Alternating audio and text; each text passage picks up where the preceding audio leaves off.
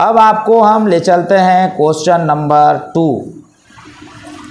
दूसरा क्वेश्चन जो भी समय लगेगा बच्चों क्वेश्चन नंबर 2 में ही लगना है, नहीं तो उसके बाद का जो क्वेश्चन है ना बहुत ही आसान है। एक एक दो क्वेश्चन है, फटाफट हो जाएगा। चलिए हम आपको क्वेश्चन नंबर 2 पर लाते हैं कि इन्हीं 5 खंडों को हल कीजिए। 5 खंड में पहला खंड है ऐसी दूसरा का क जो है ऐसी 2 संख्याएं ज्ञात कीजिए जिनका योग 27 हो और गुणनफल 182 हो।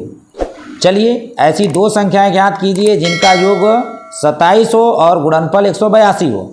तो 2 संख्याएं पहले हम लोग मानेंगे बच्चों। पहले तो लिख लेता हूं हल, उसके बाद मान लेता हूं कि माना पहली संख्या बराबर x और बच्चों दूसरी संख्या मान लेता हूं, दूसरी संख्या बराबर आपका 2 संख्याओं का योग है 27, तो हो जाएगा 27 माइनस x।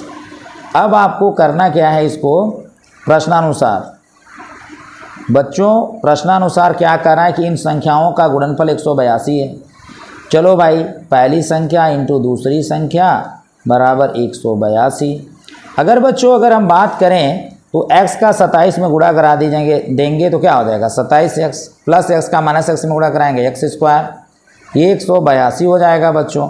अब आप करिए क्या माइनस x स्क्वायर प्लस का लिख लीजिए 27x, माइनस प्लस में है तो इधर लाओगे तो माइनस 182 बराबर 0।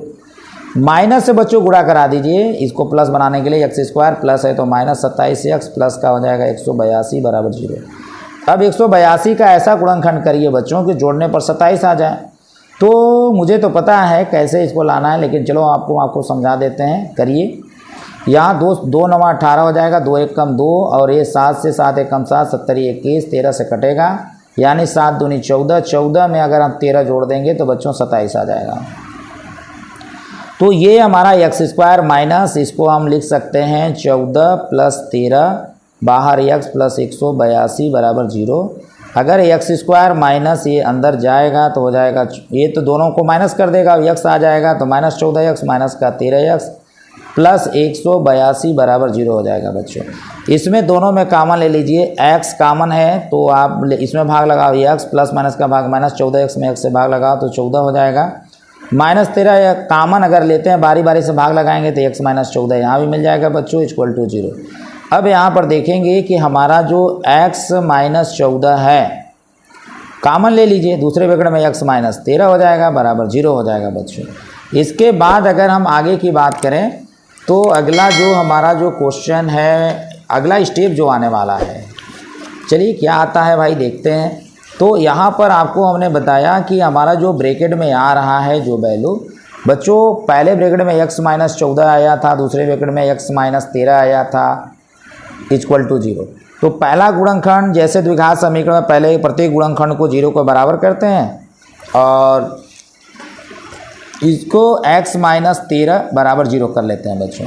तो x बराबर ये हो जाएगा 14, x बराबर ये हो जाएगा 13 और दोनों माने हैं तो इसमें कोई भी एक मान ले लेते हैं। जैसे फॉर x बराबर अगर 14 ले लेता हूँ तो इसके आधार पर बता पाएंगे कि पहली संख्या बराबर x, तो x का जो मान आया है वो 14 है।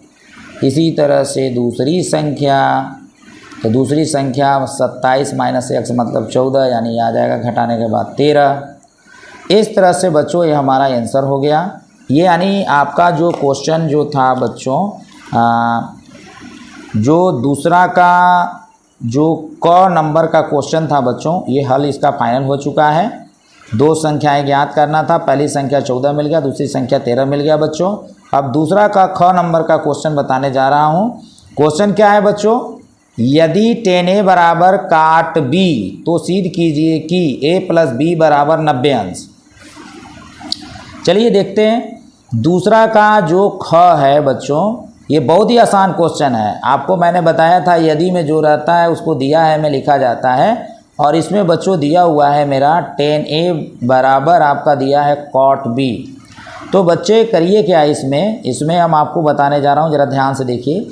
यहाँ पे अगर मैं tan a बराबर इसको अगर मैं लिखना चाहूँ तो इसको लिख सकता हूँ tan ऑफ 90 अंश माइनस b।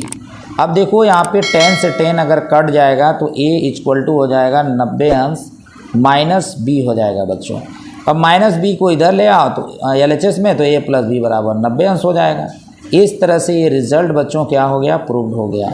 ये हमारा दूसरा का ख भी फाइनल हो गया है बच्चों। अब आपको अगला क्वेश्चन की ओर ले चलते हैं। अगला क्वेश्चन क्या है, बहुत ही आसान है।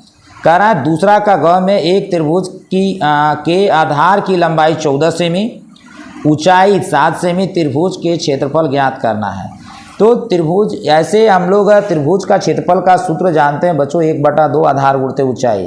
तो यहाँ पे क्वेश्चन नंबर दूसरा का जो ग है बहुत ही आसान क्वेश्चन है, ध्यान से देखिएगा। इसमें हल के बाद मैं लिखूंगा दिया है। तो बच्चों यहाँ पर अगर हम बात करें, दिया है, क्या दिया है भाई, दिया है त्रिभुज ABC में क्या दिया है, आधार दिया है बच्चों। आधार कितना दिया है, तो आधार हमारा जो दिया है क्वेश्चन में बच्चों, आधार दिया है 14 सेमी। यहाँ पे मैं लिख दूंगा 14 सेमी। उसके बाद ऊंचाई दिया है बच्चों, ऊंचाई भी लिखता हूँ। ये ऊंचाई कितना है, तो ऊंचाई कह रहा है 7 सेमी। बहुत अच्छे। अब आपको निकालना है त्रिभुज का क्षेत्रफल। तो हम लोग जानते हैं कि जो त्रिभुज का क्षेत्रफल है 1/2 आधार गुणते ऊंचाई होता है बच्चों। तो 1/2 आधार, आधार का मतलब हो जाएगा 14, ऊंचाई का मतलब हो जाएगा 7। तो 2 सत्ते हो जाएगा 14, यानी मिल गया हमको 7 गुणते 7 यानी 7 सत्ते 49, यानी 49 cm² हमें क्षेत्रफल मिल गया बच्चों। ये हो गया दूसरा का ग। अब हम लोग अगले क्वेश्चन की ओर आते हैं। अगला क्वेश्चन दूसरा का घ जो है, कह रहा रैखिक समीकरण युग्म को प्रतिस्थापन विधि से हल कीजिए। पहला क्वेश्चन है x + 2y बराबर 19 और दूसरा -+ 2y बराबर 1 है बच्चों। इसको बता देना है कि किस तरह से हल करना है। चलिए आपको हम आगे ले चलते हैं और बताते हैं कि किस तरह से इस समीकरण को हल करना होगा। तो बच्चों पहले तो इसको हम 2 पार्ट में कन्वर्ट कर लेते हैं, जिससे कि हमें रफ करने के लिए जब स्पेस जब चाहिए तो आसानी से हमको मिल पाए। तो चलिए हम आपको क्वेश्चन नंबर आपको बताने जा रहा हूं बच्चों, दूसरा का घ पढ़ के मैंने बता दिया। अब आपको मैं बताने जा रहा हूं इसका हल। अब बच्चों ध्यान से देखिए, बहुत ही अच्छा क्वेश्चन है। प्रतिस्थापन विधि तो मैं यूट्यूब पर डाला भी हूं, अगर यहाँ से अगर समझ में दिक्कत हो तो यूट्यूब पर प्रतिस्थापन विधि सीख लीजिएगा। यहाँ पे अगर हम बात करें, हमारा जो दूसरा का जो घ है क्वेश्चन बेटा, इसमें पहला जो इक्वेशन दिया है x + 2y बराबर आपका 19 दिया हुआ है। इससे x का मान निकाल लीजिए, तो ये आपका आ जाएगा, तो 19 माइनस का हो जाएगा 2y। समीकरण नंबर इसको मान जाइए फर्स्ट। तो उसके बाद अगला क्वेश्चन जो हमारा दिया है, बहुत ही अच्छा इंटरेस्टेड क्वेश्चन है, या -x प्लस का 2y = 1 है बच्चों। इस समीकरण नंबर हो गया मेरा 2। x का मान जो ऊपर मिला हुआ है समीकरण 2 में रख दीजिए। तो यहाँ पे आप करोगे -x के जगह पे लिखोगे 19 माइनस का 2y, और आगे क्या है भाई, तो प्लस का 2y = हो जाएगा 1। अब ब्रैकेट हटाइए, तो माइनस का हो जाएगा 19 माइनस माइनस प्लस ये 2y प्लस का 2y बराबर 1। अब 2y और 2y को जोड़ दीजिए, 4y, -19 इधर आएगा तो 1 + 19 हो जाएगा, जोड़ देंगे तो 20 हो जाएगा। अब बच्चों देखिएगा ध्यान से, y बराबर 20 बटा हो जाएगा 4, 4 × 5 हो जाएगा 20, यानी y का मान आ गया 5। इस y का मान उठाकर 1 में रख दीजिए, तो रखेंगे y, लिखेंगे क्या, y का मान समीकरण 1 में रखने पर 1 में रखिए। 1 हमारा यहाँ है, इसमें y के स्थान पर 5 डाल दीजिए, तो x बराबर हमारा 19 माइनस 2, y के जगह पे 5 रख दूंगा, तो आप समझ सकते हैं 19 5 दूनी की 10 हो जाएगा बच्चों। इस तरह से घटा देंगे तो 9 आ जाएगा, तो x बराबर 9 आ गया। यानी समीकरण का जो हल है बच्चों हमको मिल चुका है। अतः करके हल बताया जाता है। x का मान हमको 9 मिल गया है, y की वैल्यू मिल गया है 5। इस तरह से बच्चों इस क्वेश्चन का आंसर हो गया। अब आपको अगला क्वेश्चन जो बताने जा रहा हूँ, जरा ध्यान से देखिएगा बच्चों। अगला क्वेश्चन जो है आपका बहुत ही इम्पोर्टेंट है और ये बोर्ड में भी आता है और बहुत लोगों का, बच्चों के परेशानी होता है। 99% विद्यार्थी जो है इस तरह का जब क्वेश्चन आता है बच्चों तो नहीं लगा पाते हैं।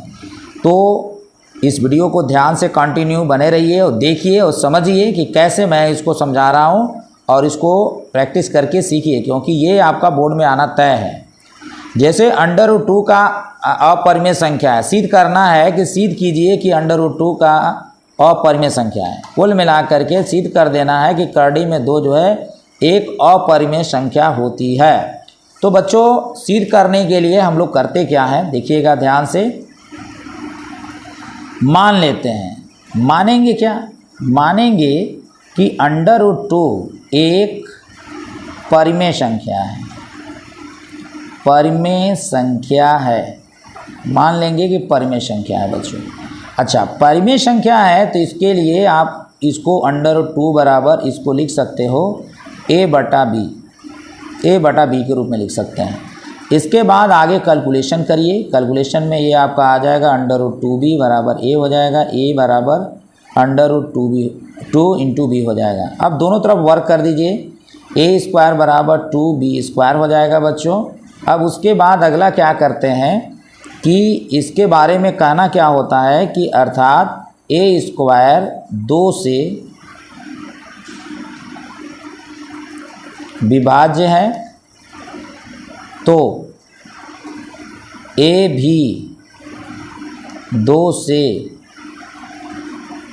विभाज्य होगा, ये कहना होता है बच्चों। अगला क्या कर, अगला स्टेप हमारा क्या आ रहा है, अगला काम क्या करें भाई हम लोग। देखो बहुत इंटरेस्टेड टॉपिक है। आप a = कोई दूसरा जो है कि अक्षर बीजी अक्षर ले लीजिए, 2c ले लीजिए। a अगला कोई भी ले सकते हैं बीजी अक्षर, r भी लिया जाता है, तो कोई तीसरा अक्षर ले लो आप, a बराबर 2c। अब दोनों तरफ वर्क कर दो तो हो जाएगा a² बराबर 4c²। उसके बाद क्या करो कि a² का मान ऊपर मिला हुआ है, आप a² को लिख सकते हो 2b² बराबर 4c²। b² का मान निकाल लो तो 2 से दोनों तरफ भाग लगा दो, 2c² हो जाएगा। यहाँ इस रिजल्ट से हमें पता चल रहा है, हम कह पाएंगे कि b² 2 से विभाज्य है, तो b भी 2 से विभाज्य होगा। अच्छा, इसके बाद आप कह सकते हो कि a व b में 2 उभयनिष्ठ गुणनखंड है, उभयनिष्ठ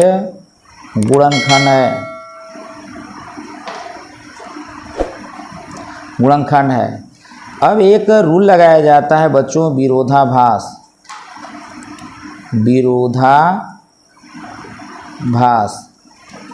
विरोधाभास से जस्ट उल्टा बोलते हैं। माने हैं कि √2 एक अपरिमेय संख्या है, तो विरोधाभास लगाएंगे तो कहेंगे कि √2 एक अपरिमेय संख्या होगा। बच्चों ये रिज़ल्ट हमारा जो है प्रूव्ड हो जाता है, तो साबित हो गया कि करड़ी में 2 एक अपरिमेय संख्या होता है बच्चों। अब चलिए, उम्मीद है कि ये क्वेश्चन आपको समझ में आ गया होगा। अब हम आगे बढ़ते हैं क्वेश्चन में बच्चों। अब आपका जो है लॉन्ग टाइप का क्वेश्चन आया है, लेकिन हमें लगता है कि एक क्वेश्चन बचा हुआ है, दूसरा का च। चलिए बच्चों, दूसरा का च भी बता देता हूँ, क्योंकि बहुत ही आसान क्वेश्चन है। वीडियो से कंटिन्यू जो है कि बने रहिए, जैसे कि जो क्वेश्चन बताता हूँ अच्छे तरीके से आप सीख पाएँ। बच्चों मैं अगला पार्ट बनाना नहीं चाह रहा हूँ कि एक ही पार्ट में आपको सारे सॉल्यूशन मिल जाएं, क्योंकि अगर आप जब कोई अच्छा नंबर उठाने का प्रयास करता है तो मेहनत करने की जज्बा भी उसके अंदर होनी चाहिए। और उम्मीद है मेहनती विद्यार्थी होंगे और वीडियो को ध्यान से देखिए। अब हम आपको समझाते हैं क्वेश्चन नंबर 2 का अंग तो बता चुका हूँ बच्चों, आपको हम च बताने वाला हूँ। दूसरा का च कह रहा है। आपको पहले मैं क्वेश्चन पढ़ के सुना देता हूँ, बहुत इजी दिया हुआ है क्वेश्चन। चौ का कहना है कि एक मीनार की जमीन पर छाया की लंबाई उसकी ऊंचाई के बराबर है, छाया की लंबाई ऊंचाई के बराबर है, तब सूर्य का मुन्यन क्या होगा, मुन्यन कोण क्या होगा। बहुत आसान है बच्चों, ध्यान से देखिएगा। ये मान लीजिए मीनार हो गया, ये इसकी छाया हो गई। समकोण त्रिभुज बनाने के लिए इसको हम इससे ऐसे मिला देंगे, तो ये आपका 90 डिग्री बन रहा है। ये मीनार की ऊंचाई अगर हम मान लेते हैं x मीटर, तो छाया भी x मीटर। उन्नयन कोण यहाँ पे जो बन रहा है मान लो थीटा है, इसको कह दो a, इसको कह दो b, इसको कह दो c। अब हम करेंगे क्या, त्रिभुज ABC में चलेंगे बच्चों। ABC में अगर हम चलेंगे तो आपका लंब आधार से संबंधित कौन सा त्रिकोणमितीय अनुपात होता है, tan। तो tan थीटा बराबर लंब, लंब के मतलब बच्चों AB भुजा, आधार के मतलब AC लिख देंगे। तो लंब हमारा x है, आधार भी x है, कट कर 1 आ जाएगा। तो tan थीटा बराबर 1, tan कितने अंश का मान है, तो 45 अंश का मान है, तो tan से tan काट दीजिए, उन्नयन कोण आपको 45 अंश मिल जाएंगे बच्चों। इस तरह से हमारा दूसरा का 24 फाइनल हो गया बच्चों, ये आपका हो गया आंसर। अब देखो आगे हम बढ़ते हैं। अगला क्वेश्चन हमारा आता है 3। क्वेश्चन नंबर 3 में बच्चों अथवा करके दिया है कि निम्न समीकरणों के युग्म को वज्रगुणन विधि से हल कीजिए, या तो कह रहा है कि बिना लंबी विभाजन प्रक्रिया किए दर्शाइए कि निम्न परिमेय संख्याओं का दशमलव प्रसार शांत होगा, या जो भी। तो दो में से एक करना है बच्चों। तो आप क्वेश्चन नंबर जो 3 है उसका वज्रगुणन से आपको हम सिखा देता हूँ। हालांकि सिलेबस में ये वज्रगुणन तो लग रहा है कि निकाला भी है, लेकिन इसमें पेपर में तो आ गया है आपका। तो चलिए सिखा देते हैं आपको वज्रगुणन विधि। वज्रगुणन विधि कितना आसान होता है, चलिए देखिए। क्वेश्चन नंबर 3 बच्चों इसका हल करने वाले हैं, ज़रा ध्यान से देखिएगा। इसको 2x + y बराबर 5 है, इसको मानक रूप में लिखिए तो 2x + y - 5 बराबर 0 होगा बच्चों। समीकरण फर्स्ट मान लीजिए। दूसरा समीकरण है मेरा 3x - 2y = 4, इसको मानक रूप में लिखिए तो आपका 3x - का 2y - का 4 बराबर 0। मानक रूप में लिखने का मतलब होता है कि सारे पद हमारे बाएं साइड में होने चाहिए। समीकरण नंबर 2। अब क्या करना है, a1 b1 c1 a2 b2 c2 का मान चाहिए। तो समीकरण फर्स्ट का तुलना करिए। यहाँ पे बच्चों लिखेंगे कि समीकरण फर्स्ट को a1x + b1y + c1 बराबर 0 से तुलना करने पर तो तुलना करिए। तो a1 का मान क्या मिल जाएगा, यहाँ से a1 का मान मिल जाएगा 2, b1 का मान क्या मिल जाएगा। समीकरण फर्स्ट में देखिए y का गुणांक 1 है, c1 का मान क्या अचर पद -5 है। अब क्या करेंगे, समीकरण सेकेंड को तुलना करेंगे a2x + b2y + c2 बराबर 0 से तुलना करने पर। बच्चों ध्यान से देखिए, a2 समीकरण 2 यहाँ है, a2 मतलब x का गुणांक हमारा 3 दिख रहा है, तो हम लिखूँगा a2 बराबर क्या लिखूँगा 3, b2 बराबर क्या लिखूँगा -2, c2 बराबर लिखूँगा -4। अब क्या करना है कि इसमें वज्रगुणन सूत्र लगाना है, तो लिखूँगा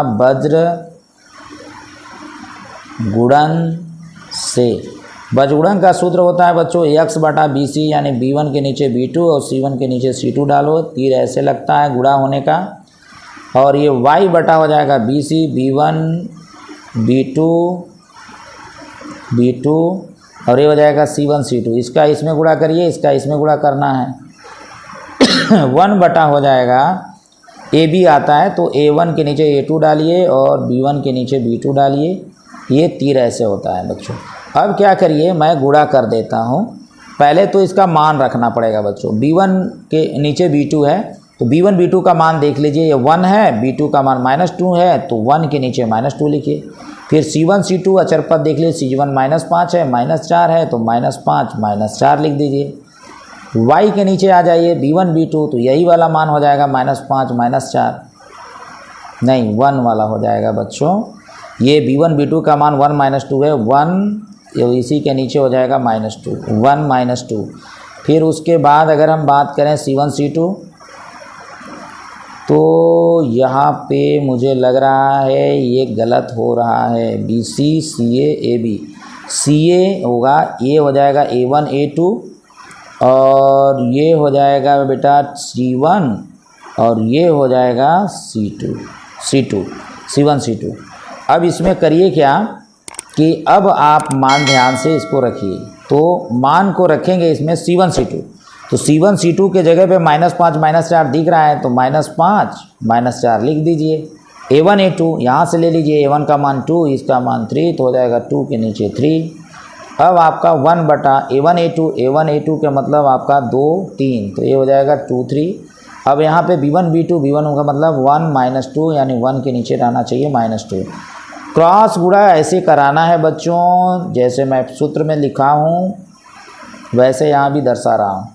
अब आपको मैं गुणा करके बताता हूँ, ज़रा ध्यान से देखिए। मैं इसका यहाँ पे जगह जो है इसका यूज करने वाला हूँ, ज़रा ध्यान से देखिएगा बच्चों।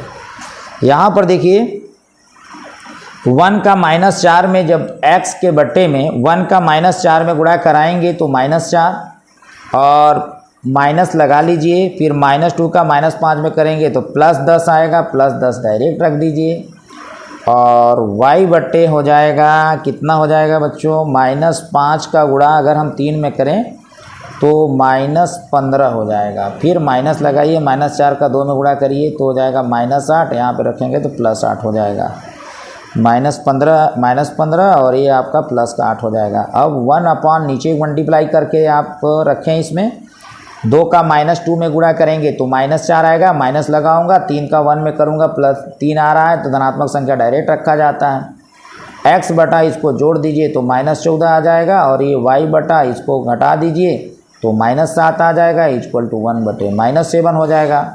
उसके बाद इसमें करिए क्या, x बटा माइनस का जो 14 है वो अचर पद से तुलना करिए, माइनस का 1/7 है और यहाँ y बटा जो -7 है ये 1 बटे -7 से तुलना करिए, ये जाएगा ऊपर, तो हमारा x बराबर -14 बटा -7, माइनस का भाग प्लस 7 दूनी 14, x बराबर 2 मिल जाएगा। और यहाँ पर ये आपका क्या हो जाएगा, y बराबर -7 बाई -7, एक कट करके 1 आ जाएगा। तो x का मान 2 और y का मान 1 मिल गया। अगर आप इसी को हल को अगर मैं यहाँ पे बता दूँ तो बच्चों अतः करके केवल लिख देना है, x का मान कितना आया है तो 2 और y का मान कितना आया है तो y का मान बच्चों आया है 1। तो यही हमारा आंसर हो जाएगा बच्चों, ये हमारा आंसर है x और y का मान। इस तरह से हमारा जो प्रश्न नंबर जो 3 था, तीसरा का जो वज्र गुणन विधि से हल करना था रैखिक समीकरण को बच्चों, ये आपका हल कंप्लीट हो चुका है। अब आपको हम ले आते हैं क्वेश्चन नंबर 4 पे, आपको बताने जो है क्वेश्चन नंबर जो 4 है, क्वेश्चन नंबर जो 4 है वो 6 नंबर का है बच्चों। 6 नंबर का क्वेश्चन है, बहुत ही आसान है, ध्यान से देखते रहिए, वीडियो से जो है कंटिन्यू बने रहिए, देखते रहिए बच्चों, क्योंकि आप देखेंगे तभी सीख पाएंगे। चलिए हम नेक्स्ट क्वेश्चन पर आते हैं और बहुत ही जल्दी, अब तो देख रहे हैं समाप्त हो जाएगा, मुश्किल से 10-5 मिनट और टाइम चाहिए। आपको पहले क्वेश्चन पढ़ करके सुना देता हूँ। क्वेश्चन नंबर 4, द्विघात समीकरण के मूल ज्ञात कीजिए। क्या है भाई, 2x² - 7x प्लस का 3 बराबर 0, या ये हल करना या ये हल करना। तो मैं इसको हल करके बताता हूँ कि कैसे हल करेंगे। तो क्वेश्चन नंबर हमारा जो 4 है, क्वेश्चन नंबर 4 को हल करने जा रहा हूँ बच्चों, और देखेंगे यहाँ पे कि हमारा जो क्वेश्चन दिया है 2x² माइनस का 7x प्लस का 3 बराबर 0। अब इसमें करना क्या है, x² का जो गुणांक है अचर पद में गुणा करा दीजिए, 2 3 6, जोड़ने पर 7 आना चाहिए, तो 6 का गुणनखंड 6 गुणते 1, 6 में 1 जोड़ देंगे तो 7 आ जाएगा बच्चों। तो यहाँ पर आप ध्यान से देखिएगा, मैं बताने जा रहा हूँ, बहुत विधिवत आपको मैं बताने वाला हूँ इसको। तो 2x² माइनस 7 को लिख सकता हूँ 6 + 1 इंटू x प्लस का 3 बराबर 0। ये हो जाएगा 2x² माइनस x को अंदर ले जाइए, तो ये हो जाएगा मेरा 6x प्लस का x हो जाएगा प्लस का 3 बराबर 0। ये हमारा 2x² माइनस अंदर ले जाएंगे 6x माइनस x प्लस का 3 बराबर 0। अगर इसमें कॉमन 2 ले लिया जाए, x² x में x कॉमन है, भाग लगाइए तो x प्लस का माइनस में भाग लगाइए, -6x में 2x से भाग लगाइए तो 3 बचेगा, -1 कॉमन ले लीजिए, इसमें भाग लगाइए x, माइनस प्लस माइनस 3 में 1 से भाग लगाएंगे 3 बराबर 0। x माइनस 3 बच्चों कॉमन ले लीजिए, ये हो जाएगा 2x माइनस 1 बराबर 0। इसमें पहला गुणनखंड x माइनस 3 बराबर 0, तो x बराबर आपका 3 मिल जाएगा, और यहाँ पे 2x माइनस 1 बराबर 0 है बच्चों। तो हम x बराबर निकालेंगे तो -1 इधर +1, 2 गुणा में आ जाएगा भाग में।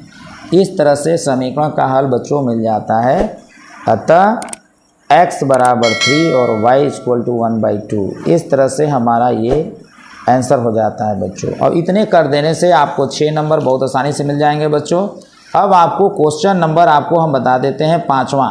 क्वेश्चन नंबर 5 में 2 क्वेश्चन करना है, एक त्रिकोणमिति से है बच्चों और एक हाइट एंड डिस्टेंस से है, तो 2 में से एक करना है। चलिए हम आपको 5वां का जो फर्स्ट ऑप्शन दे रखा है उसको मैं बताता हूं, ध्यान से देखिएगा। बहुत ही आसान क्वेश्चन है। क्वेश्चन नंबर 5 का हल करने जा रहा हूं बच्चों।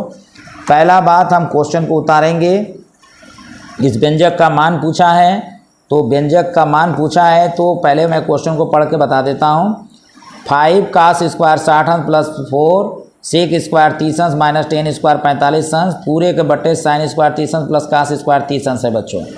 ऐसे भी अगर हम बात करें तो बहुत ही इंटरेस्टेड दिया हुआ है, ज़रा ध्यान से देखना कि यहाँ पर हमारा दिया हुआ है 5 cos स्क्वायर 60 अंश प्लस करूँगा 4 लिखूँगा सेक स्क्वायर 30 अंश और माइनस लिखा हुआ है आपका 10 स्क्वायर 45 अंश बच्चों।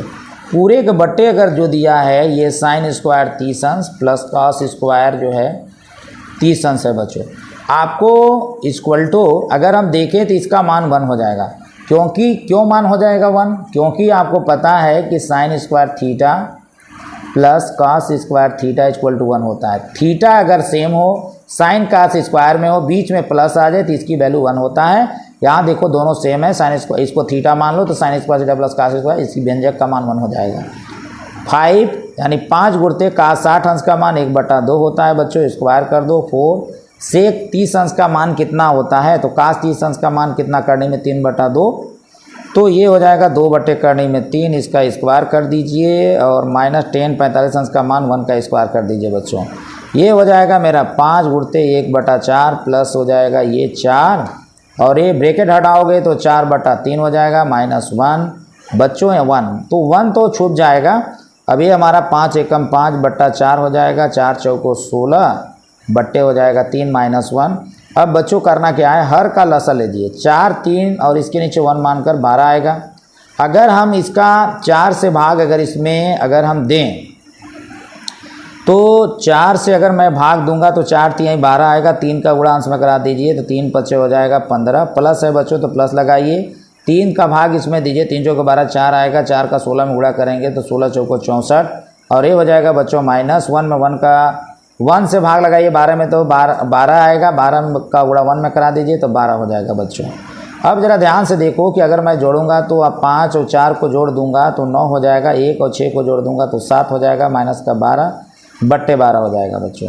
अब देखो 9 में से 2 जाएगा तो ये 7 हो जाएगा, 7 में से 1 जाएगा तो ये 6 हो जाएगा, /12 हो जाएगा बच्चों। इस तरह से 67/12 हमारा आंसर आ जाता है बच्चों। इस वीडियो को बनाने में काफ़ी मेहनत करना पड़ा है और मैं चाहता हूं कि हमारे जो बच्चे यूट्यूब चैनल से जुड़ करके जो भी पढ़ाई कर रहे हैं वो टॉप लेवल के विद्यार्थी रहें।